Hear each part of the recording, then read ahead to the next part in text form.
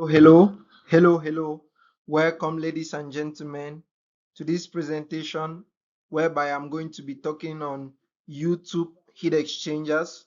This is a presentation brought to you by Group 31 of the chemical engineering students reading Thermodynamics 1.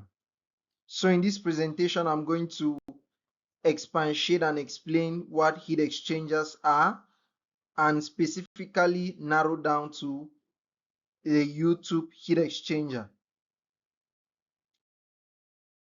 So this is our outline. We'll commence with an introduction, overview of heat exchangers, YouTube heat exchanger. Now, a curiosity question: what is a heat exchanger? This is basically a device or an apparatus that enables for the transfer of heat between two substances or two fluids, if we are to limit ourselves to Newtonian fluids. So, in almost any nuclear, chemical, or mechanical system, heat must be transferred from one place to another or from one fluid to another. Heat exchangers are used to transfer heat from one fluid to another. So, we can see that heat exchangers are very much important to every chemical process involving, let's say, the heating process, or let's say in a vapor cycle, in a Rankine cycle, Breton, or whatever. Heat exchangers are very much important so long as you want to initiate a transfer process between two fluids. Okay, next slide. So a heat exchanger is a component that allows the transfer of heat from one fluid to another. This fluid can be a gaseous fluid, of course, or a liquid.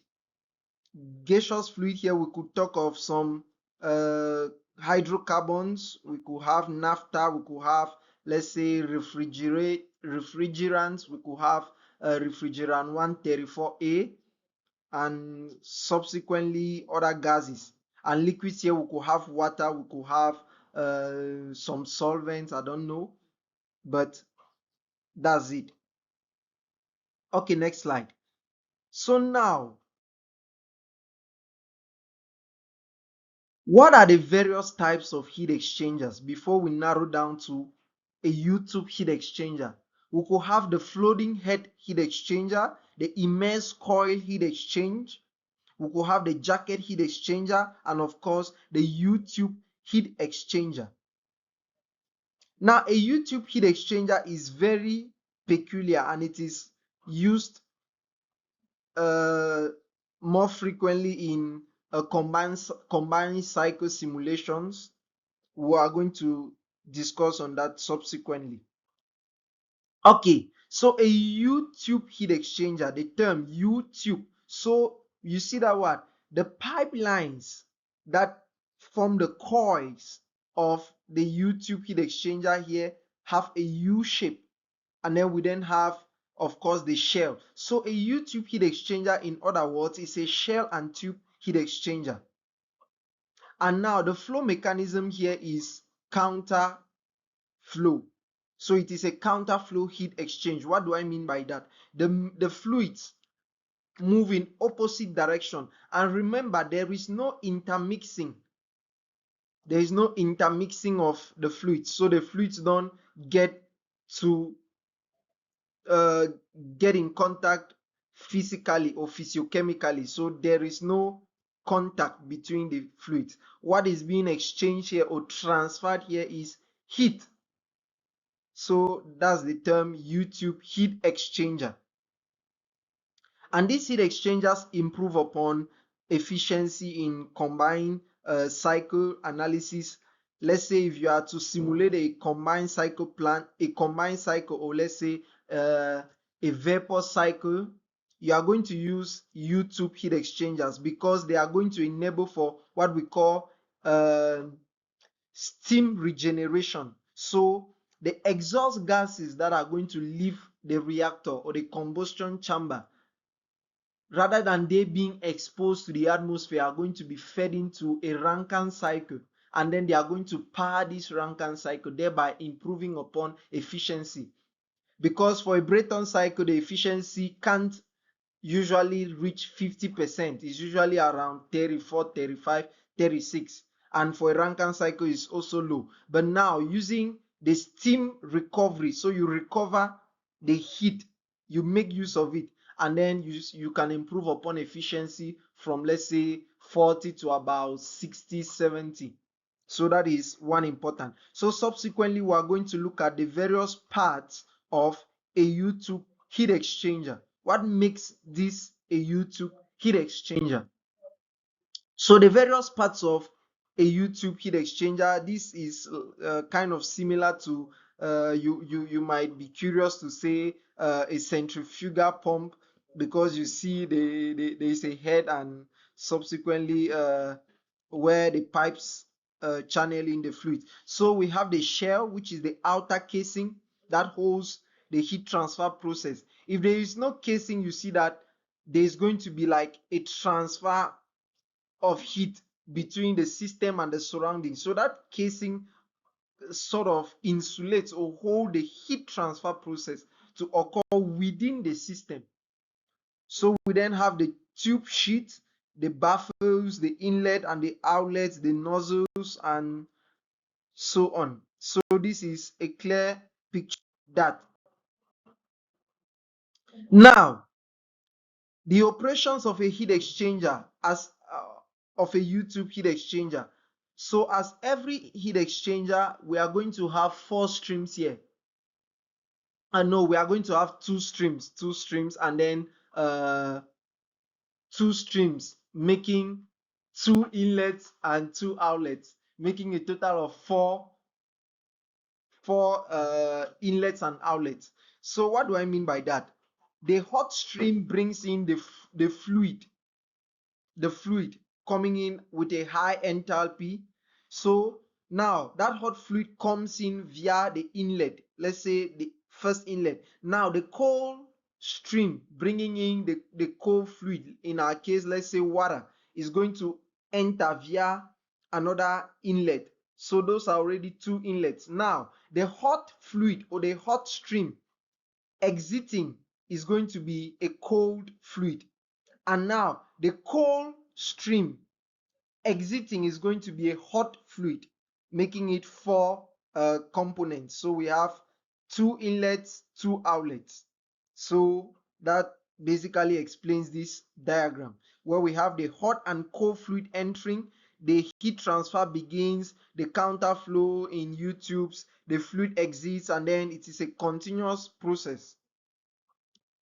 Now, the hot and cold fluid entering. So the hot fluid flows into the shell through the inlet nozzle. The cold fluid enters the U tubes through a separate inlet nozzle.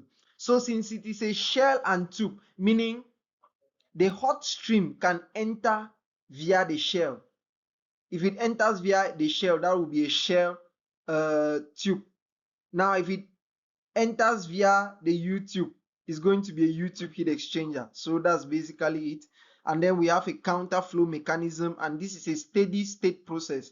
Why? Because basic laws of chemical engineering are applied, like the uh, conservation of mass balance. So the mass flow in is equals to the mass flow out. There is no accumulation. So we have the fluid exiting. Those are its characteristics. Now, how can we apply the first law of thermodynamics to a U-tube heat exchanger? So the first law of thermodynamics is basically all about the conservation of energy, heat. Now, in our case, we have the first law written as follows: the rate of heat transfer plus the rate of work which is being carried out on the system is equals to the mass flow rate times the enthalpy, kinetic energy, potential energy. Now there is no shaft work as there are no moving components. There is no shaft, no rotating shaft. If we had, for example, a turbine, the shaft work will be accounted for. But in a case of a U-tube heat exchanger, there is no shaft work, so this term goes to zero. There is no change in potential energy. Kinetic energy, although there is a change in kinetic energy, but we assume it is negligible. So this is an assumption we make. And then the mass flow is steady. Mass flow in equals mass flow out. The energy transfer occurs only as heat. Okay. And then we can then form an equation, a simplified equation. Q dot equals to m dot hot into h hot in minus h hot out, which is equals to m dot cold into h cold out minus h cold in. And that basically forms the energy balance for a U-tube heat exchanger, applying the first law of thermodynamics, of course. Now, in conclusion, U-tube heat exchangers follow the first law of thermodynamics as we've just demonstrated. And then there is a transfer mechanism, yes, which occurs within the system. So now, the various applications for a U-tube heat exchanger. You see that a U-tube heat exchanger can find application in chemical plants. We could have a combined cycle. Uh, my group mates and I, we recently simulated um, a a power plant and analyzed the various outputs and correlated it to a research paper work. And we discovered that U-tube heat exchangers are very important and can be neglected. So we can use U-tube heat exchangers in combined cycle to recover the steam which is generated, of course, in power plants, in food and beverage to control temperature, in oil and gas, of course. Now the advantages: it is easy to maintain, high durability, cost effectiveness. It handles thermal expansion. Thermal expansion, when heat is transferred, there is a tendency for a substance to expand because there is increase in kinetic energy. So the molecules begin to collide and expand. And so a U-tube heat exchanger can handle those thermal expansions. Now, this brings us to a close of this presentation, ladies and gentlemen.